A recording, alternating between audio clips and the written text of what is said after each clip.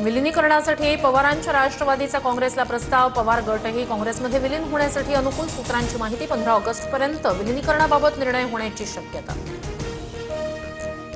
पवारांच्या राष्ट्रवादीनं काँग्रेससोबत विलिनीकरणाच्या चर्चा फेटाळल्या. विलिनीकरणाबाबत कोणतीही चर्चा नाही, सुप्रिया सुळेंसह प्रदेशाध्यक्ष शशिकांत शिंदे यांची माहिती.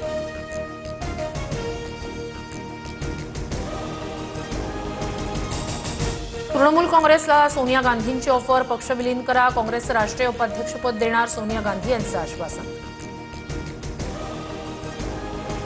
नाना पटोले यांना काँग्रेस हायकमांडनं तातडीनं दिल्लीला बोलावलं. हायकमांडच्या मनात काय हे अद्याप कळलं नाही, नाना पटोले यांची माहिती. सोलापूर विधान परिषद निवडणुकीच्या पार्श्वभूमीवर घडामोडींना वेग. पवारांच्या राष्ट्रवादीच्या 3 आमदारांकडून भाजप प्रदेशाध्यक्ष रवींद्र चव्हाण यांची भेट. महायुतीच्या उमेदवाराला पाठिंबा देण्याचा आमदारांचा निर्णय. मुख्यमंत्री देवेंद्र फडणवीस यांची आज पत्रकार परिषद. नरेंद्र मोदी यांची पंतप्रधानपदाच्या कारकिर्दीला 12 वर्ष पूर्ण झाल्याबद्दल पत्रकार परिषद. दुपारी मुंबईतील बिर्ला क्रीडा केंद्रात माध्यमांशी संवाद साधणार.